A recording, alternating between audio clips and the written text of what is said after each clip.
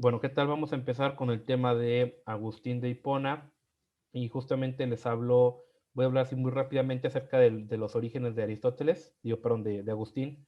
Y leemos, cuando pensaba consagrarme por entero a tu servicio, Dios mío, era yo quien quería hacerlo y yo quien no quería hacerlo. Era yo mismo y porque ni quería del todo ni del todo no quería, luchaba conmigo mismo y me hacía pedazos. Justamente Agustín comenta esto porque él pasó por una crisis.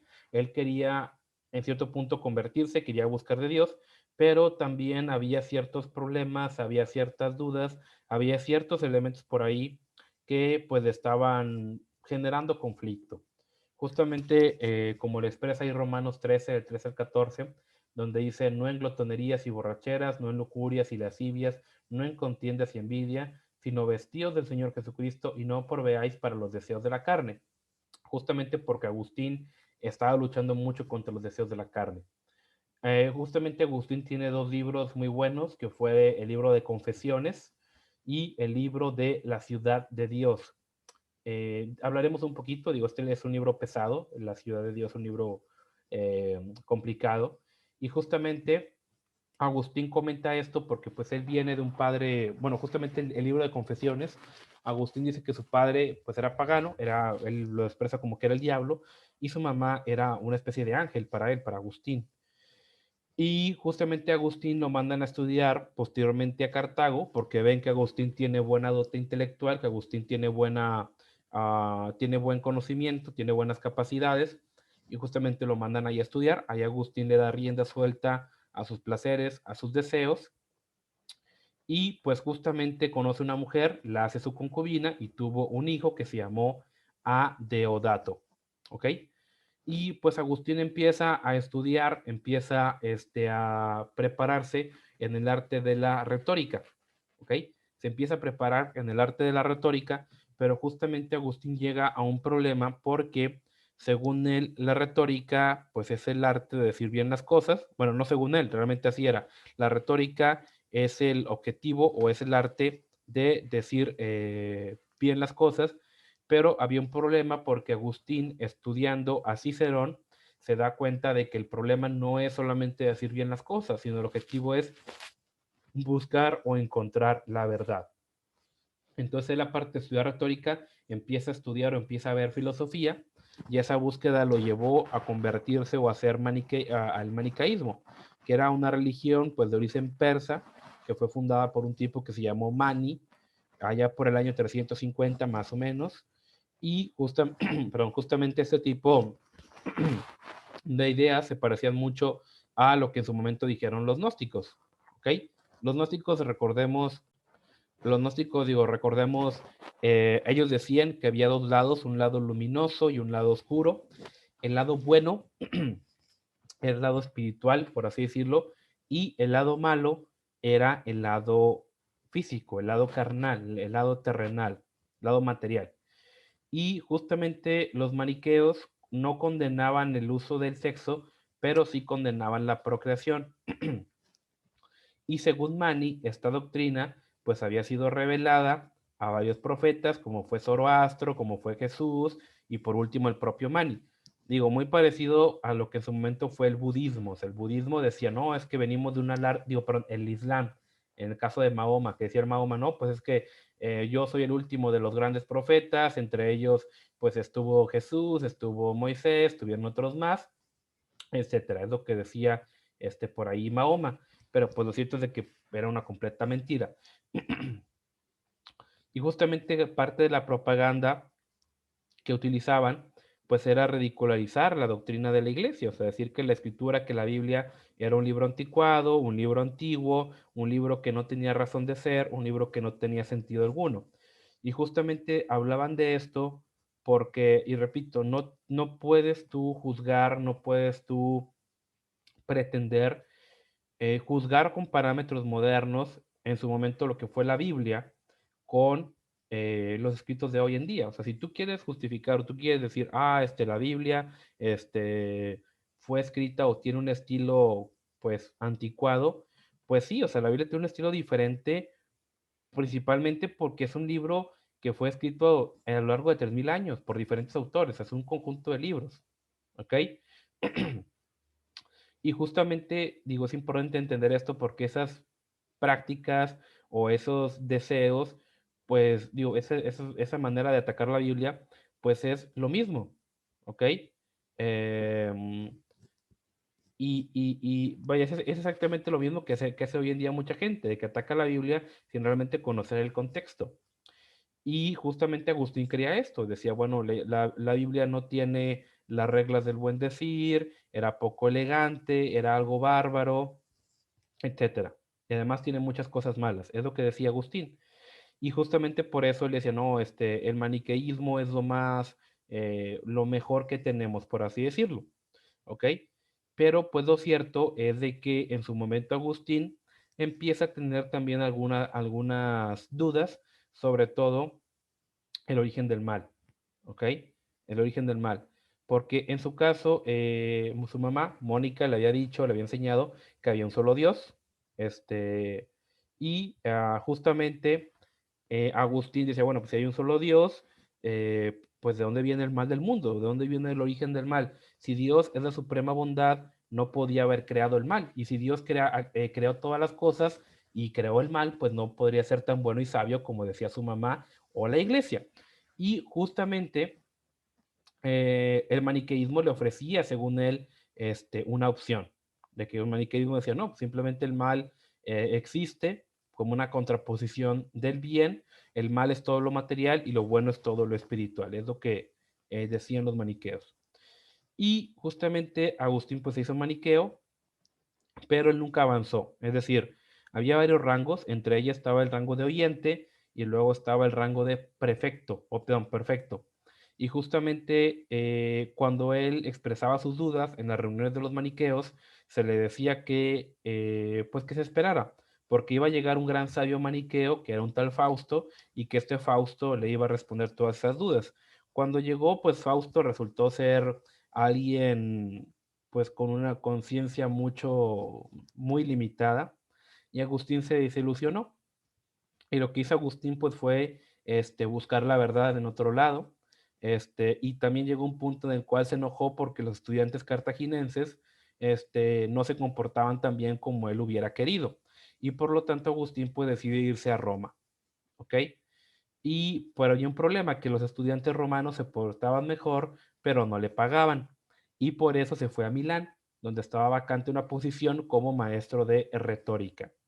En Milán, pues Agustín se empieza a estudiar a Platón, se hace neoplatónico, que era una doctrina muy popular en aquella época.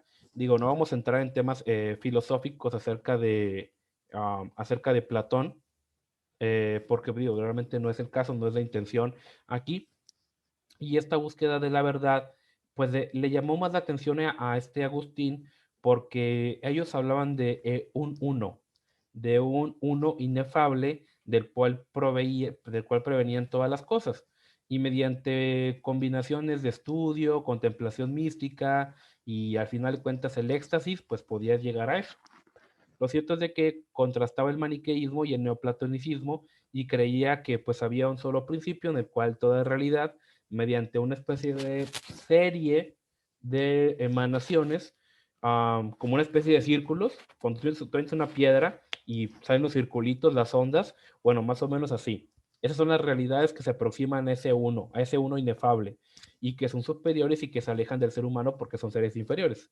Entonces, el mal no proviene de un principio distinto del uno inefable, sino que consiste en apartarse de ese uno y dirigir la mirada a las diferentes, al mundo infinito del mundo material. ¿Ok? Y justamente Agustín, pues es como lo desarrolló por el tema del mal. Es decir, simplemente ese uno inefable no era el origen del mal, sino el que tú te alejaras de ese uno inefable era lo que daba rienda suelta al mal. ¿Ok? Entonces, desde esa perspectiva, pues era más posible afirmar que un solo ser de infinita bondad era fuente de toda la creación sin negar el mal en ella. Y justamente el neoplatonicismo le ayudó a Agustín a concebir a Dios y el alma en términos menos materialistas de lo que lo habían dicho los maniqueos. Repito, porque estas sectas siempre te dicen que lo mundano es pecado. O sea, vaya, y en el aspecto de que comer es pecado, bañarse es pecado, las relaciones familiares es pecado. O sea, algo completamente fuera de. Entonces Agustín, se empieza a preguntar, se empieza a cuestionar y dice, bueno, a ver, ¿cómo es posible que las escrituras, con su lenguaje rudo, con su lenguaje salvaje, por así decirlo, pues realmente puedan ser la palabra de Dios? Y justamente en esto impactó el que vendría siendo Ambrosio, Ambrosio de Milán, que él también era maestro de retórica, y Agustín fue a escucharlo predicar. Su propósito no era oír lo que Ambrosio decía, sino cómo lo decía. Y como Ambrosio tenía fama de buen orador, pues esto tenía que deberse al uso de la retórica. Y si era alguien que manejaba bien la retórica, pues era porque era listo. Entonces Agustín va a escucharlo repetidamente, pero solamente como profesional, a escuchar la predicación de Ambrosio, para mejorar su retórica, no para convertirse. Pero después, cuando Ambrosio utilizaba el método alegórico de la interpretación de los pasajes de la Biblia, en los que Agustín había encontrado dificultades, y cuando veía que sus sermones estaban bien organizados, pues ahí en ese punto es que Agustín dice, oye, pues aquí hay algo interesante, aquí hay algo que me gusta, ¿ok? Entonces, en ese momento, Agustín vence como que su sesgo, su muro intelectual. Pero había otra. Agustín no quería hacerse cristiano a medias, o sea, él decía que si quería aceptar la fe, él tenía que hacerlo de todo corazón y que le iba a dedicar la vida entera. Entonces, justamente debido al tema monástico, el tema del monaquismo y a su propia formación neoplatónica, Agustín estaba convencido de que si él quería ser cristiano, pues debía renunciar a su carrera como maestro, a todas sus ambiciones y a todo goce de los placeres sensuales. Que ojo, este último pues era el principal punto de quiebre que tenía Agustín, ¿verdad? Porque repito, a Agustín le gustaba mucho todo el tema de los placeres, ¿ok? Y Agustín oraba y decía, Señor, dame castidad y continencia, pero no demasiado pronto. ¿Ok? Es lo que él pensaba. Y justamente ahí él peleó contra sí mismo porque decía, bueno, quiero ser cristiano, pero es que pues no quiero todavía dejarlo todo. Y ahí es justamente donde Agustín encuentra, o donde Agustín empieza a luchar contra sus deseos, contra su carne. Después escucha que un filósofo famoso que se llamó Mario Victorino, quien él había que vaya, ese individuo había traducido al latín obras de los neoplatónicos que a Agustín pues tanto le gustaban, y un día se presentó en la iglesia de Roma para hacer profesión pública de su fe cristiana. Después, pues ahora sí que este individuo, Mario Victorino, supo que también otros dos funcionarios eh, también se habían convertido, por así decirlo, y habían dejado sus cargos y demás para irse a la vida de como tipo monjes, ¿ok? En ese momento, Agustín pues se va a un huerto donde lo encontramos al inicio de ese capítulo y donde tuvo lugar su conversión, donde justamente él va a ese pasaje de Romanos, donde dice no en glotonerías, no en lascivia ni lujurias, y él ahí es donde ya decide o ya entiende que tiene que convertirse, ¿ok? Lo que hace, pues primeramente es de que se bautiza de manos de Ambrosio de Milán. Ojo, Ambrosio ni se dio cuenta de quién estaba bautizando, pero renunció a su posición como maestro de retórica y junto a un grupito de amigos y a su mamá, a su madre que fue Mónica, pues él decide regresar al norte de África para dedicarse a la vida pues de tipo monje, ¿verdad? Por así decirlo. Mónica, su mamá, la había acompañado en buena parte de sus viajes y pues se había quedado viuda y pues sí, o sea, que se quedó viuda y estaba dispuesta a ayudar a Agustín en su viaje espiritual, a seguirlo, a cuidar de él, por así decirlo. Y lo que hizo Agustín fue que por insistencia de su mamá, despidió a su concubina, con quien había vivido varios años, y ojo, ni siquiera su nombre lo mencionó, y se queda con su hijo Adeodato. Y junto a su madre, que fue Mónica, y otros amigos, pues él va al África, justamente a buscar, ¿cómo llamarlo? La vida en santidad. Lo cierto es de que su mamá se enfermó y tuvieron que quedarse en Roma unos meses y después su mamá murió y esto pues a Agustín le dolió mucho y ya al final de cuentas pues ya Agustín va al África, ¿ok? Y justamente ya Agustín en África, pues funda, por así decirlo, su monasterio. Se va a un lugar donde empieza a quedarse y vivir una vida monástica, una vida en soledad. Y Agustín lo que hace es de que pues vende sus propiedades, le da la mayor parte de los bienes a los pobres y se queda con Adeodato y con algunos otros amigos. Y no era una vida excesivamente austera como los monjes del desierto que vimos anteriormente, sino una vida disciplinada, dedicada al estudio, la devoción y la meditación.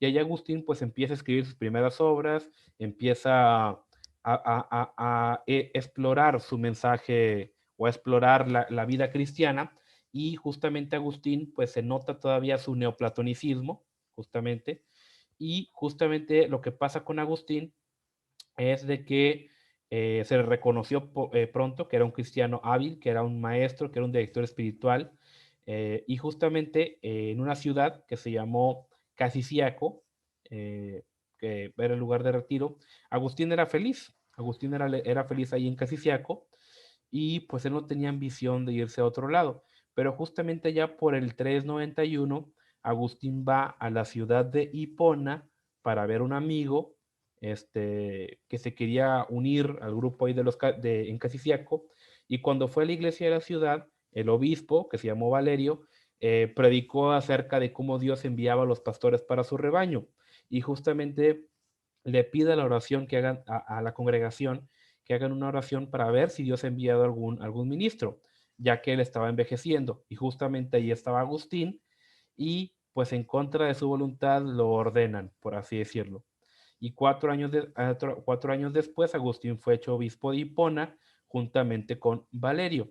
Ojo, Valerio temía que otra iglesia le arrebatara su presa, es decir, Agustín, por eso lo quiso amarrar ahí. ¿Ok? Lo cierto es de que en esa época estaba prohibido que un obispo fuese trasladado de una ciudad a otra. Y así Valerio se aseguraba de que Agustín se quedara en Hipona. Aunque lo cierto es de que, aunque Agustín no lo supiera, también estaba prohibido que en una iglesia hubiera dos obispos, ¿ok? Lo cierto es de que, pues, Agustín, sigue con su vida austera, sigue con su vida tranquila, sigue, por así decirlo, prefiriendo una vida de contemplación, una vida, alejada de los placeres, por así decirlo, y empieza a desarrollar un tiempo después, por así decirlo, eh, su doctrina o su teología, ¿ok? Y lo que hace Agustín es de que dije, bueno, vamos a refutar las doctrinas que yo antes creía. Y él empieza con los maniqueos, ¿ok? Justamente los maniqueos creían o sostenían que todo estaba predeterminado. O sea, ellos eran deterministas. Ellos creían que todo estaba predeterminado y que el ser humano no tenía libertad alguna. Y frente a tales opiniones, Agustín salió a defender el libre albedrío. La libertad humana, según la concebía Agustín, es su propia causa, es decir, que cuando actuamos libremente lo hacemos no por tal o cual razón externa o por tal o cual inclinación intrínseca a nuestra propia naturaleza, sino movidos por nosotros mismos. Y ojo, el ser libres no es un producto de la naturaleza, sino producto de sí misma. ¿Ok? Y él justamente comenta que lo que quiere decir es más bien que no solo ha de llamarse libertad lo que hacemos, no movidos por circunstancias externas o por determinantes internas, sino movidos por nuestra propia libertad. ¿Ok? Y Agustín insistía en que solo había un Dios cuya bondad era infinita. Y aquí entramos en un problema. ¿Cómo explicar el origen del mal? Sencillamente, pues decimos que la libertad es creación de Dios, es algo bueno, ¿sí? Pero la libertad es capaz de hacer sus propias decisiones, y el origen del mal está en las malas decisiones hechas por voluntades, que en este caso pueden ser voluntades de los ángeles, como los ángeles caídos, o la voluntad humana. ¿Ok? Y justamente Agustín afirmaba que tanto la realidad del mal como la creación de todas las cosas por Dios, que era bueno. Y justamente Agustín decía que el mal es una decisión, una dirección o una falta o negación del bien. ¿Ok? Y justamente él refutó de esta manera a los maniqueos. También le tocó luchar contra los donatistas, ya hablamos de los donatistas en otro episodio. Y justamente Agustín decía que no tiene que ver la persona que administra los sacramentos, sino que es el sacramento en sí, que quien es santo, por así decirlo, como el bautizo, como la comunión, etcétera. Bueno, nada más tenemos esos dos. También a los donatistas, Agustín desarrolló la teoría de la guerra justa, ¿ok? ¿Qué es la guerra justa? Justamente ya hablamos acerca de los circunceliones, que eran un grupito vándalo armado que andaba haciendo de las suyas, y justamente Agustino conocía las raíces sociales y económicas y por lo tanto desarrolló el concepto de guerra justa. ¿Cuál es este concepto de guerra justa? Agustín decía que para que una guerra fuera justa, es decir, tiene que ser con un propósito justo. Es decir, no puede ser una guerra por ambición territorial o por el mero gusto de hacer guerra. ¿Sí? O sea, tiene que haber una causa justa por la cual vas a pelear, como por ejemplo defenderte. Otra opción es de que las autoridades son las que tienen el derecho de llevar una guerra justa. Lo que Agustín quería decir con esto es de que las personas no tomaran venganzas personales, pero lo único que ocasionó es de que en siglos posteriores el resultado de esta regla pues sería que solamente los poderosos hicieran la guerra contra los débiles, ¿ok? Y justamente de ahí viene este concepto de que no, yo soy un rey elegido por Dios, y si yo soy un rey elegido por Dios, todas mis decisiones son correctas, ¿sí? Cuando Agustino quiso decir eso, pero repito, la gente ahí se tomó sus libertades, se fueron por la tangente y se desarrolló esto tan nocivo. ¿Ok? Otro punto también de la guerra justa es de que en su momento el Papa, ya habla, cuando lleguemos a los papas hablaremos de esto, los papas tenían territorios extensos de terreno. O sea, los papas tenían territorios, eran prácticamente mini reyes, por así decirlo. ¿Ok? Y lo que dicen, ¿sabes qué? Agustín dice que cuando una guerra es justa, se puede hacer. Por lo tanto, yo como el Papa, como el vicario de Cristo, tengo el derecho de reclamar tierras, porque es justo que yo reclame tierras. ¿Ok? O es justo que exterminemos a los infieles musulmanes, o es justo que asesinemos a los infieles judíos. Entonces, con este principio, muchos se fueron por la tangente e hicieron cosas horribles. ¿Ok? Pero la tercera regla y más importante, Agustín decía que aún en medio de la guerra, el motivo del amor debe de perdurar. ¿Ok? Y justamente Agustín se enfrenta a otro problema que fue el tema de los pelagianos. Pelagio era un monje de origen británico, austero, y justamente la vida cristiana consistía en un esfuerzo constante mediante el cual uno vencía sus pecados y lograba la salvación. Ojo, Pelagio le daba mucho énfasis o le daba mucha razón a la voluntad humana para lograr la salvación, algo que todos negamos. Todos decimos que la salvación es un regalo, es una dádiva de Cristo, ¿ok? Pelagio decía que fue, al igual que Agustín, que Dios nos hizo libres, ¿ok? Y que el mal tiene su origen en la voluntad. Pero, justamente como lo veía Pelagio, el ser humano siempre tiene el poder necesario para sobreponerse al pecado. Lo contrario sería excusar el pecado.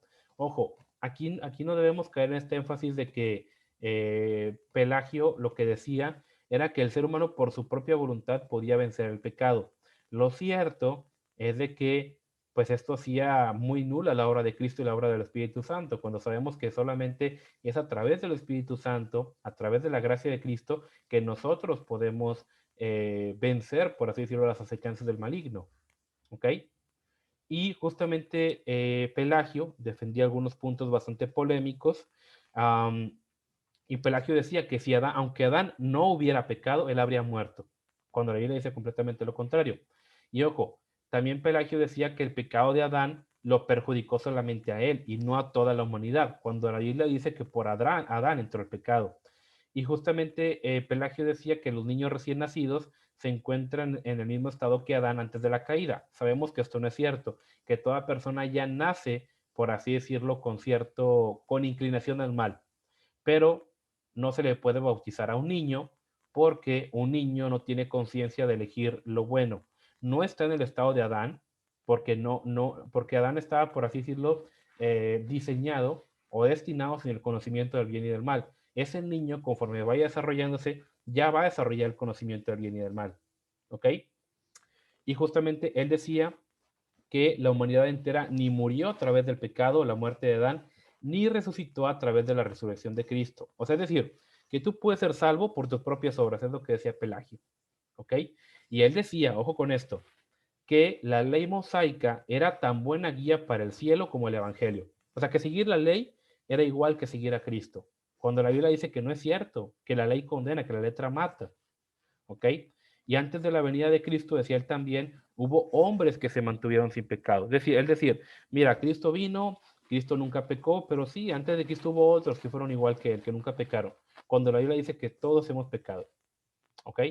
Entonces, justamente Agustín empieza a guerrear intelectualmente con él. Y justamente Agustín dice que el pecado es una realidad tan poderosa que se posesiona de nuestra voluntad y queremos pecar y pecar y pecar y pecar. Y que solamente a través de la gracia de Cristo podemos librarnos de él. La lucha del querer y el no querer. Justamente Agustín decía que antes de la caída teníamos libertad para no pecar y para pecar, pero después de la caída estamos, por así decirlo, condenados o nuestra naturaleza humana es a pecar, que la única redención que nos queda es confiar en Jesucristo y aceptar el regalo de la salvación. ¿Ok? Y justamente cuando somos redimidos, lo que sucede es que la gracia de Dios obra en nosotros y nos lleva del estado miserable en el que estamos a un nuevo estado, en el que ya podemos, por así decirlo, luchar contra el pecado y podemos decidir pecar como no pecar.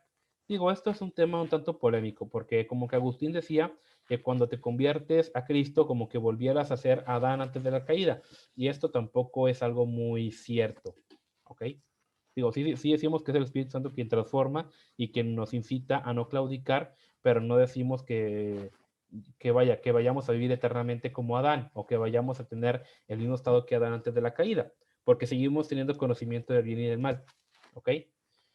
Y justamente, según Agustín, solamente por obra de la gracia podemos tener, puede darse ese tema de un cambio genuino y no solamente por iniciativa del ser humano, ¿ok?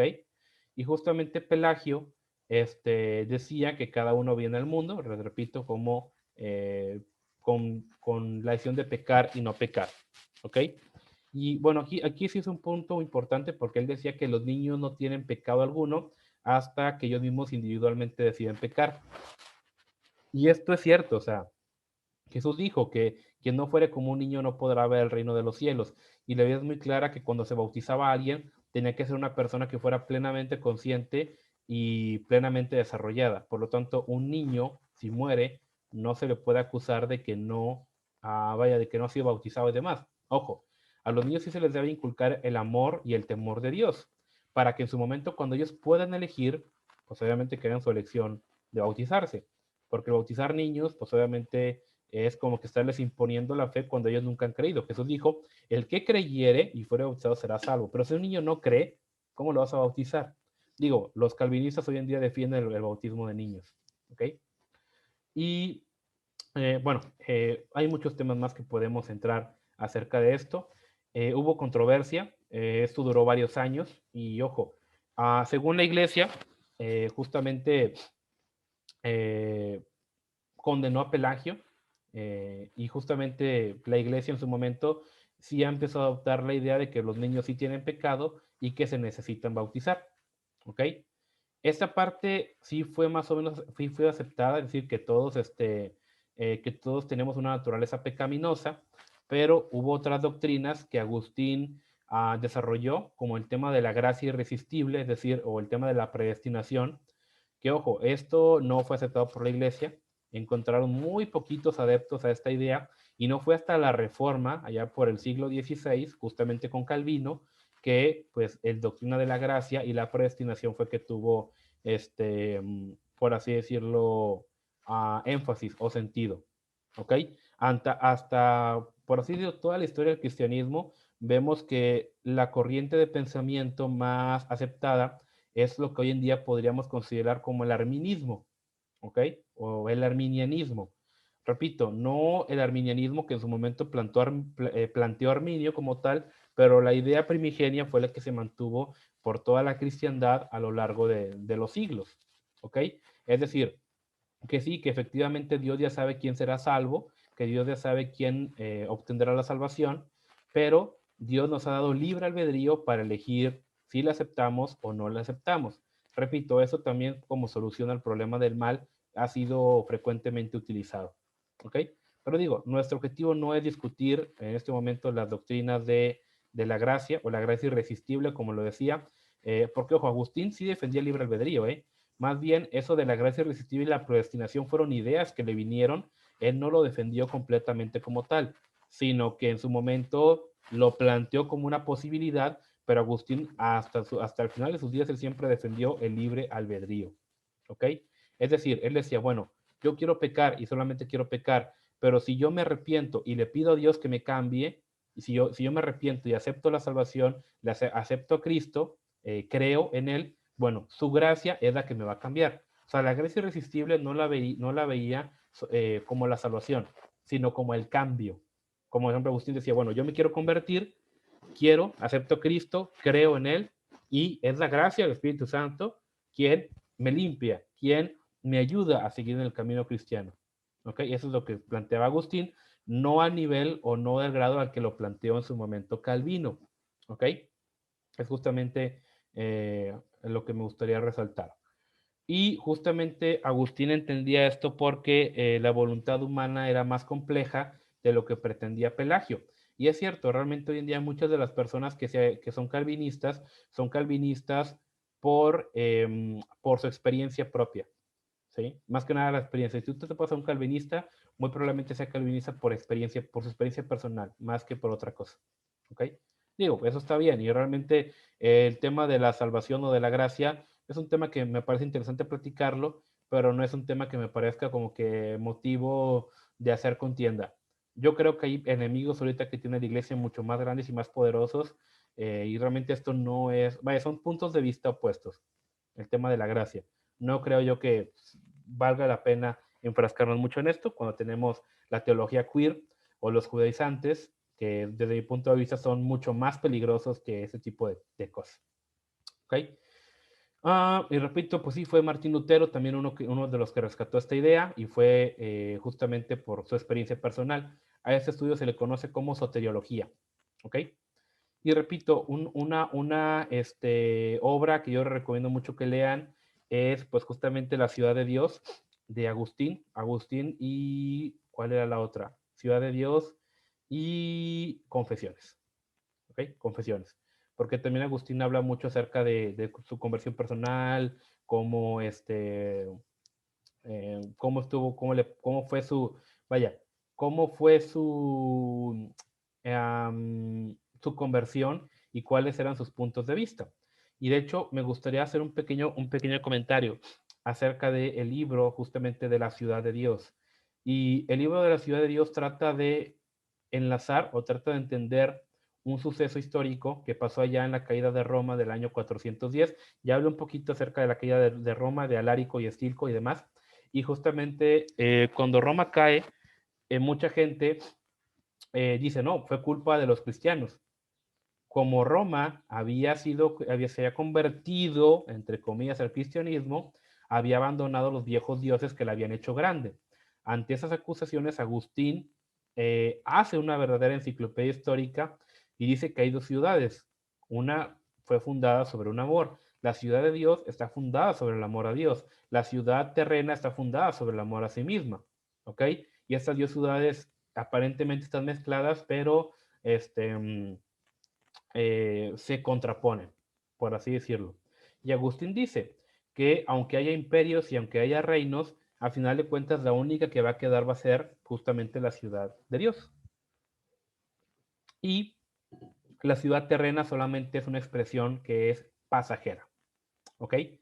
Y lo que dice Agustín es de que, pues bueno, Roma y el Imperio Romano tuvieron un objetivo, es permitir que creciera el Evangelio, pero ahora que esa función se cumplió, pues ahora sí que Roma sigue el destino de todos los reinos humanos, o sea, recibiendo el justo castigo por sus pecados y por su egoísmo, porque ojo, aunque Roma, repito, entre comillas, era una ciudad cristiana, Roma pues era una ciudad llena de porquería, llena de inmundicia.